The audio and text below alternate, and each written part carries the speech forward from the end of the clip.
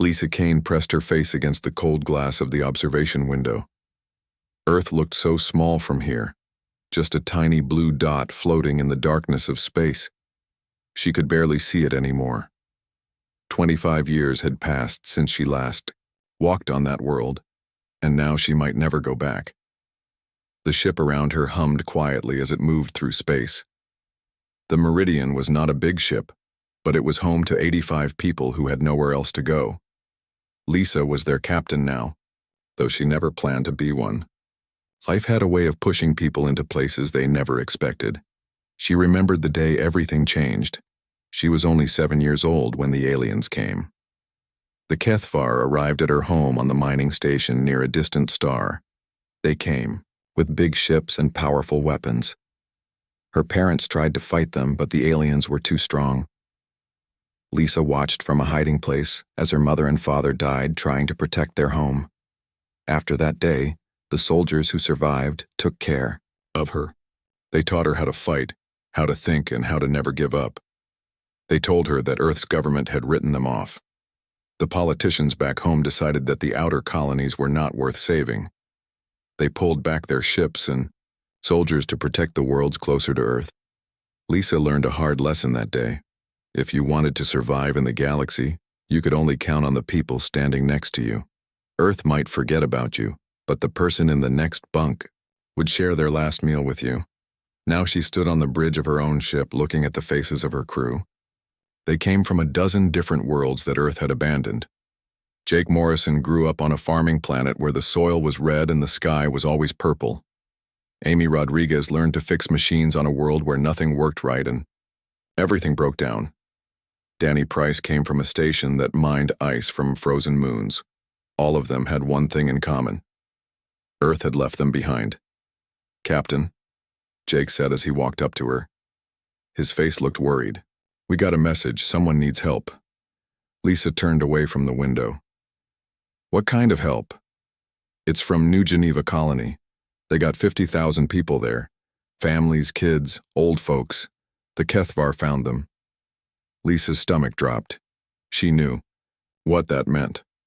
The HFY did not take prisoners. They did not make deals. When they found a human colony, they gave the people two choices: leave everything behind and run, or die. "How many ships?" she asked. "3 big ones and one really big one, the kind that can blow up a whole city." Lisa looked at the screen that showed their own ship. The Meridian had some small guns, but they were meant for fighting pirates, not alien warships. Her crew was good at exploring new worlds and fixing broken things. They were not soldiers. "Did Earth send any help?" Lisa asked, but she already knew the answer. Jake shook his head. "Nothing. No ships, no message, no nothing. Earth Command won't even answer their calls." Amy looked up from her station where she watched the ship's engines. "Captain, we can't fight those ships. We'd be dead in 5 minutes." Lisa nodded. Amy was right. In a straight fight, the HFY would destroy them without even slowing down. But Lisa had learned something important from the soldiers who raised her. Humans did not win fights by being stronger. They won by being smarter. "Set course for New Geneva," Lisa said. "Push the engines as hard as they can go." Her crew stared at her. Carlos Bennett, the leader of their small group of Marines, spoke up. "Captain, I respect you, but what can we do? We got maybe 20 Marines and some mining equipment. They got enough firepower to turn a planet into rocks." Lisa walked to the center of the bridge where everyone could see her. These people had followed her for 3 years as they explored empty star systems looking for new homes for refugees. They trusted her, and now she was asking them to fly toward almost certain death. "Carlos is right," she said. "We can't beat them in a fight. But we're not going there to fight. We're going there to think." Danny looked confused. "Think about what?" "About what makes us human," Lisa replied. "The HFY are strong. They got better ships and bigger guns. But they think like machines. They follow rules and patterns. They expect us to either run away, scared, or charge at them like angry animals." She pointed to the star map on the screen. "But humans don't do what's expected. We do what works. And sometimes what works looks crazy until it actually works." Jake started to smile. He was beginning To understand. You got a plan? I got the start of a plan, but I need all of you to help me finish it. Lisa looked at each of her crew members. Earth forgot about New Geneva. Earth forgot about all the colonies. But we remember. We remember because we're from those forgotten places. Amy stood up from her station. What do you need from the engines? Everything they got, Lisa said. We need to get there fast. Carlos checked his weapon. What about the Marines? Get ready for something that's never been tried before, Lisa told him. Danny was already working at his station. I'm sending a message to New Geneva, telling them help is coming. Don't promise them we'll save everyone, Lisa warned. Promise them we won't give up. As the Meridian jumped to faster speeds, Lisa looked back at the small dot that was Earth. The politicians there had made their choice. They decided that some humans were worth saving, and others were not. They decided that some lives mattered, and others did not. But Lisa had made a different choice. She decided that every human life was worth fighting for, even if the fight seemed impossible, even if the odds were terrible, even if Earth had given up. The stars around them stretched into lines as the ship moved faster than light toward New Geneva. Lisa did not know if her plan would work. She did not even know if she could come up with a plan that made sense. But she knew one thing for sure. The Kethvar were about to learn something that Earth had forgotten. Humans were dangerous not because they were strong, but because they refused to quit. And Lisa Kane was about to remind the galaxy why that mattered. The Meridian dropped out of faster-than-light travel at the edge of the New Geneva system. Lisa stood on the bridge and watched the chaos on the screen. Dozens of ships were trying to escape from the planet. They were packed full of people who were running for their lives. The Kethvar ships hung in space like giant metal sharks. Their dark hulls reflected no light. Each ship was 10 times bigger than the Meridian.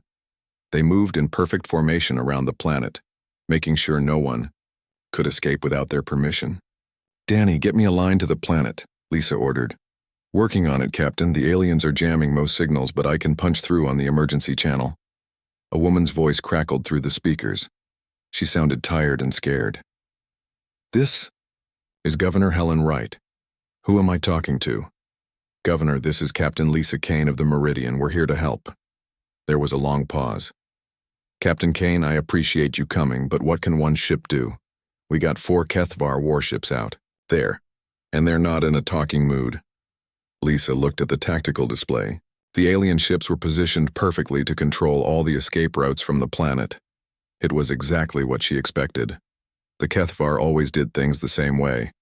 They used overwhelming force to scare people into giving up without a fight. Governor, what's your situation down there? We got about 60% of the people loaded onto transport ships, but the Kethvar won't let them leave. They're demanding complete surrender in 36 hours. After that, they start shooting. Lisa studied the sensor readings. The Kethvar commander was following the standard playbook. Show massive strength, give an impossible deadline, and wait for the humans to panic. It worked on most colonies because most colonies only had a few patrol boats and some mining equipment to defend themselves. But Lisa was not from most colonies. She was from the forgotten edges of human space, where people learned to survive by being clever instead of strong. Jake, bring up the system survey. I want to see everything. Jake worked at his station and put a 3-dimensional map of the New Geneva system on the main screen. The planet sat in the middle, surrounded by the usual collection of moons and asteroids, but Lisa was not looking at the planet. She was looking at the asteroid belt. Amy, I need you to run some numbers for me. How much explosive do we have on board? We got mining charges for breaking up rocks.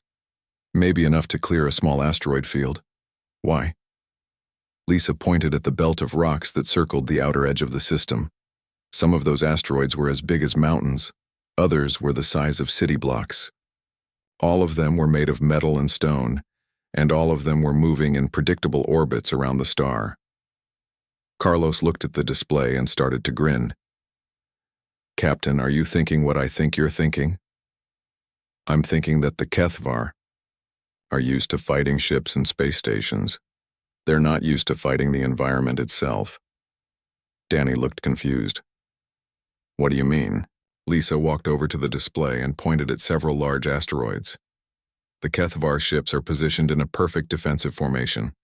They can shoot down any ship that tries to run, and they can destroy any attack that comes at them in a straight line. But they're thinking like soldiers, not like engineers. Amy suddenly understood. You want to move the asteroids, not move them, redirect them. Those rocks are already moving. They're orbiting the star at thousands of miles per hour. All we need to do is change their direction just a little bit. Jake studied the numbers on his screen. Captain, that's crazy. We'd need to place charges on dozens of asteroids and time the explosions perfectly. And even if it worked, we'd only get one shot. Then we better make it count, Lisa said. Carlos, how many of your Marines know how to work in zero gravity? Of them. We trained on asteroid mining before we joined your crew. Good. Amy, can you modify our mining charges to work as shaped explosives? I can try. But Captain, even if we move some asteroids, the HFY ships can just fly out of the way. Lisa smiled. Not if they don't see it coming until it's too late. Danny, I need you to hack into the asteroid tracking system. Can you make it look like nothing unusual is happening? Danny's fingers flew over his controls. I can probably fool their sensors for a few hours, but once those rocks start moving in the wrong direction, they'll figure it out fast. A few hours is all we need. Lisa turned to address her entire crew. Everyone listen up. What we're about to do has never been tried before. We're going to turn this entire asteroid belt into a weapon. It's dangerous, it's complicated, and it might not work. But it's the only chance those people down there have. Helen Wright's voice came through the speakers again. Captain Kane, the HFY just cut our deadline to 24 hours. They're getting impatient. Governor, tell your people to keep loading the transports. And tell them to be ready to run when I give the signal. What signal? Trust me, you'll know it when you see it. For the next 18 hours, Lisa's crew worked harder than they had ever worked before. The Marines suited up and flew to the asteroids in small shuttles. They placed charges on the biggest rocks, calculating exactly where to put them to change each asteroid's path. Amy modified the explosives so they would push the rocks instead of just blowing them apart. Danny worked to keep the HFY sensors from detecting what they were doing. Every few hours he had to adjust his jamming to cover up the small changes in the asteroid's movements. Jake coordinated everything from the Meridian's bridge, tracking dozens of moving pieces and making sure they would all come together at the right time. Lisa watched it all and made the hard decisions. Which asteroids to use, when to detonate the charges, how to time everything so the rocks would hit the HFY ships when they were locked in their defensive formation. With 6 hours left until the deadline, everything was ready. The charges were placed. The timing was calculated. The HFY ships were exactly where Lisa needed them to be. Governor Wright, Lisa called. Are your transports ready to run? They're ready, Captain, but I have to ask, what exactly are you planning? Lisa looked at the tactical display one more time. Dozens of asteroids were about to change course. Some were as big as skyscrapers. Others were the size of football stadiums. All of them were about to slam into the HFY fleet at incredible speed. Governor, in about 5 minutes, you're going to see why humans don't play by the rules. When you do, get your people out of here as fast as you can. Lisa took a deep breath and looked at her crew. They had done everything they could. Now it was time to find out if being human was enough. Detonate all charges, she ordered. The asteroids began to move. The first asteroid hit the HFY flagship like a mountain thrown by an angry giant. The rock was the size of a city block and moving at thousands of miles per hour. When it struck the alien ship's hull, the explosion lit up space like a new star being born. Lisa watched from the Meridian's bridge as chaos erupted around the HFY fleet. The aliens had been sitting in their perfect formation, confident that no human ship could challenge their superior firepower. They never imagined that the humans would turn the solar system itself into a weapon. Direct hit on the flagship, Danny reported, his voice filled with excitement. Their main guns are offline. More asteroids slammed into the alien ships. The HFY captains tried to move their vessels out of the way, but they were too late. Lisa had calculated the timing perfectly. By the time the aliens realized what was happening, dozens of massive rocks were already streaking toward them through space. Governor Wright, this is your chance, Lisa called over the radio. Get your transports out of there now. The evacuation. Ships began moving away from New Geneva as fast as their engines could push them. Families who had been waiting in terror for hours suddenly saw hope. The impossible was happening. The HFY fleet was being destroyed by flying rocks, but Lisa knew the battle was not over yet. 2 of the alien ships were still fighting, and they were very angry. "Captain, we got incoming missiles," Jake warned. "The HFY are shooting at us." The Meridian shook as enemy weapons exploded nearby. Lisa's small ship was fast, but it could not take much damage. One direct hit would destroy them. "Amy, give me everything the engines have," Lisa ordered. "Carlos, get your Marines ready. We might need to board one of those ships." "Board a HFY ship?" Carlos looked shocked. "Captain, no human has ever successfully boarded an alien warship." "Then we'll be the first," Lisa replied. She studied the tactical display. One of the remaining HFY ships was damaged, but still dangerous. The other was trying to escape the asteroid storm. "Jake, put us on an intercept course with the damaged ship."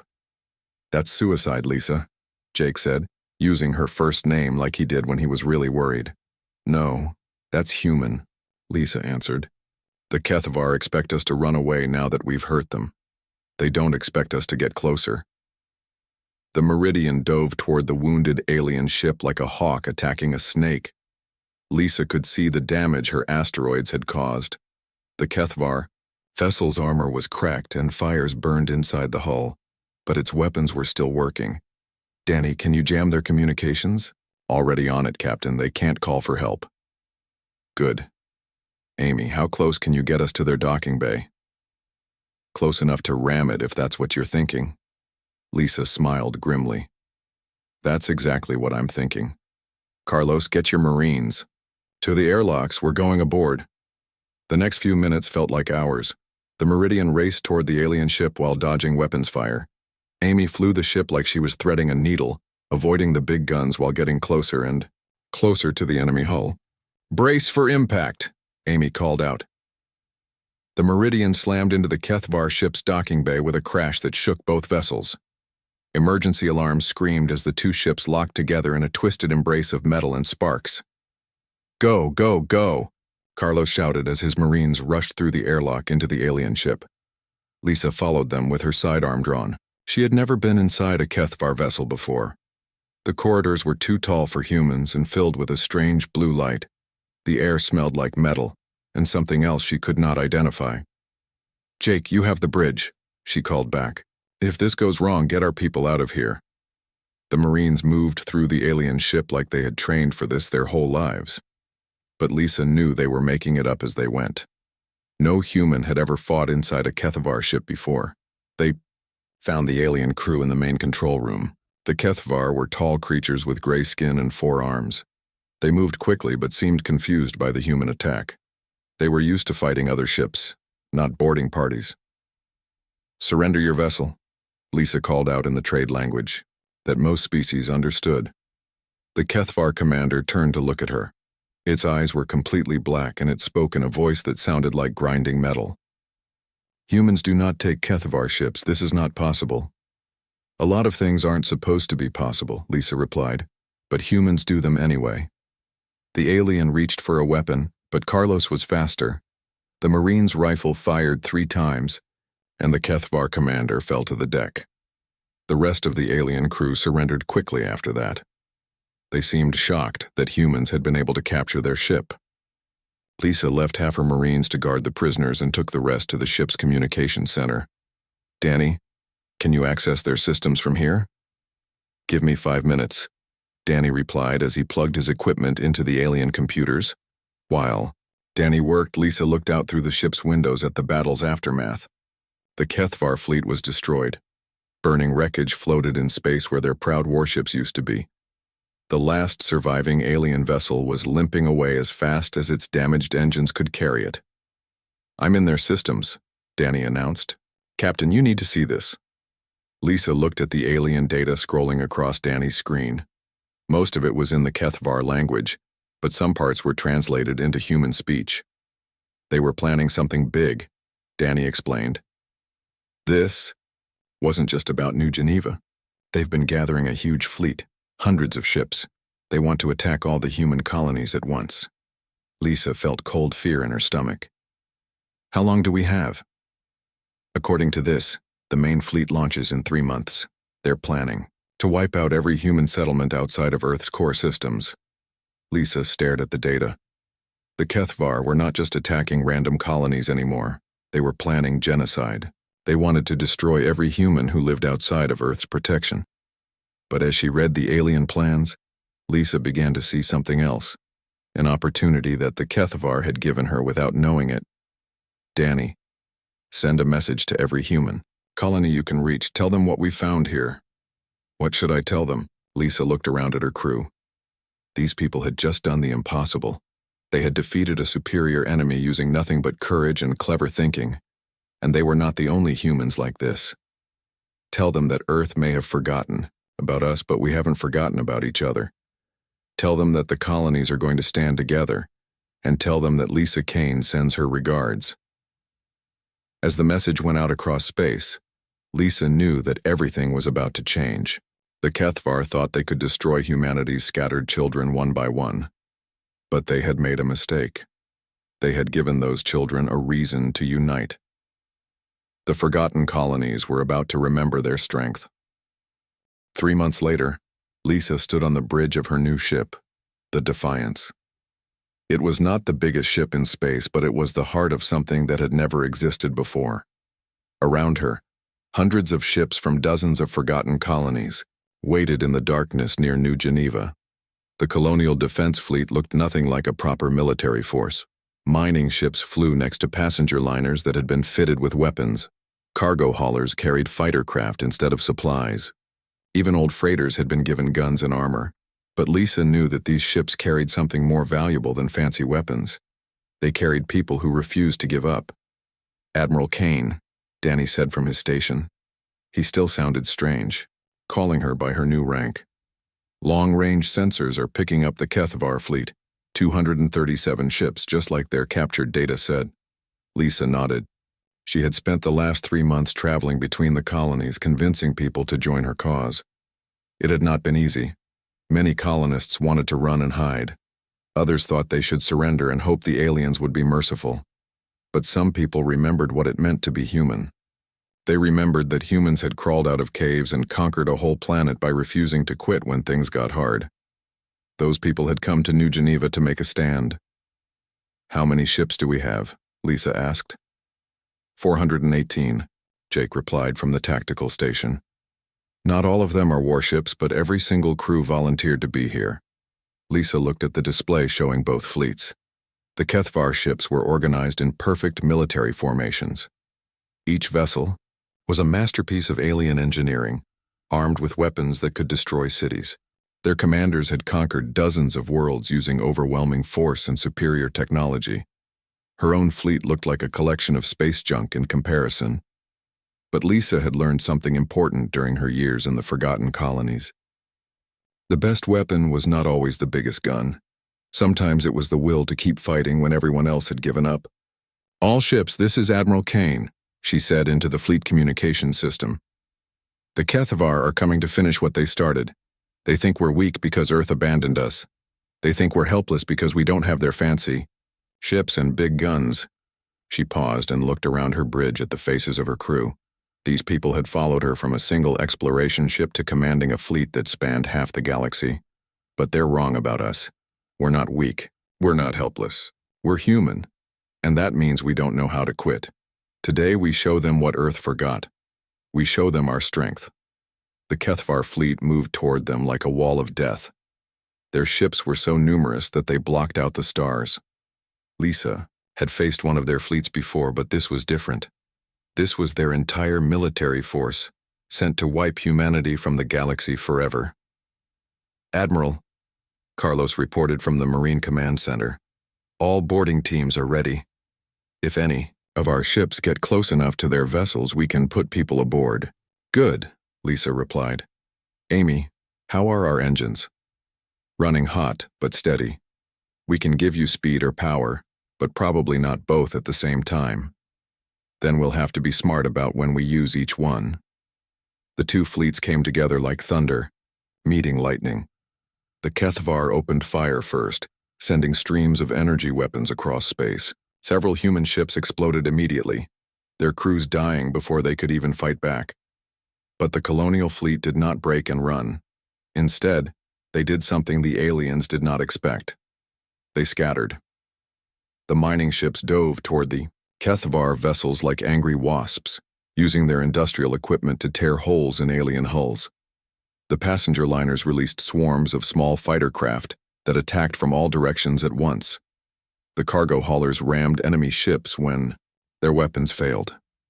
Lisa watched the battle unfold and felt pride swell in her chest. These people were not trained soldiers. They were farmers and miners and engineers and shopkeepers. But they fought with the desperate courage of people who had nothing left to lose. "Admiral, the HFY flagship is trying to break through our center," Jake reported. Lisa studied the tactical display. The alien commander was good. He was trying to punch a hole through her fleet and scatter her ships. It was a smart plan that would have worked against most enemies. But Lisa's fleet was not most enemies. "All ships execute Plan 7, she ordered. Plan 7 was something Lisa had thought up during a sleepless night 2 weeks ago. It was crazy and dangerous and had never been tried before. In other words, it was perfectly human. The colonial ships suddenly stopped trying to fight the HFY fleet in a straight battle. Instead, they started working together like parts of a giant machine. Mining ships used their equipment to grab onto alien vessels and hold them still. Passenger liners moved in close to deposit boarding parties. Cargo haulers provided covering, fire while the smaller ships did their work. The HFY had never faced anything like it. They were used to fighting other fleets in organized formations. They had rules and procedures for every situation, but there was no rulebook for fighting an enemy that turned every ship into a different kind of weapon. "Their flagship is surrounded," Danny reported with excitement in his voice. "5 of our ships have locked onto it." Lisa watched as her people did the impossible again. Colonial Marines were boarding the most powerful warship in the HFY fleet. The aliens inside were probably shocked that humans would be crazy enough to try such a thing. But that was the point. Humans did not do what was expected. They did what worked. The battle raged for 6 hours. Ships on both sides were destroyed. Good people died fighting for their homes and families. But slowly, steadily, the colonial fleet began to win. The HFY were stronger individually, but they could not adapt to the chaos that humans created. Their rigid military thinking could not handle an enemy that made up new tactics in the middle of a fight. When the alien flagship finally surrendered, the rest of their fleet began to retreat. The survivors limped away into deep space, carrying with them a new understanding of what humans could do when they worked together. Lisa stood on her bridge and watched the enemy ships disappear. Around her, the colonial fleet was already starting to help damaged vessels and rescue survivors. That was human too. They fought like wildcats when they had to, but they always tried to save everyone they could. "Admiral," a new voice came over, the communication system. "This is Admiral Peter Hayes of Earth Command. We monitored your battle. Impressive work." Lisa felt anger rise in her throat. Earth Command had not sent a single ship to help, but now they wanted to talk. "What do you want, Admiral Hayes?" "The colonies have proven they can defend themselves. Earth would like to discuss rejoining the colonial worlds to our government." Lisa looked around at her crew. These people had bled for each other. They had died for each other. They had accomplished something that Earth said was impossible. "Admiral Hayes," Lisa replied, "the colonies appreciate Earth's interest. But we've decided to govern ourselves. We're calling it the Free Colonial Alliance, and I'm honored to serve as its first military commander." There was a long silence from Earth. Finally, Hayes spoke again. "The colonies are declaring independence? The colonies are declaring that we remember what Earth forgot. We remember that human strength comes from standing together, not from abandoning people when things get hard." Lisa looked out at the stars, where her fleet was regrouping. These ships carried people from worlds that Earth had written off as worthless, but they had just saved humanity from extinction. "The stars are big enough for all of us, Admiral Hayes. But from now on, the colonies will take care of each other. As Lisa ended the transmission, she thought about the 7-year-old girl who had watched her parents die defending their home. That little girl had grown up believing that she could only count on the people standing next to her. She had been right. But now there were a lot more people standing next to her. The forgotten colonies had remembered their strength, and the galaxy would never be the same.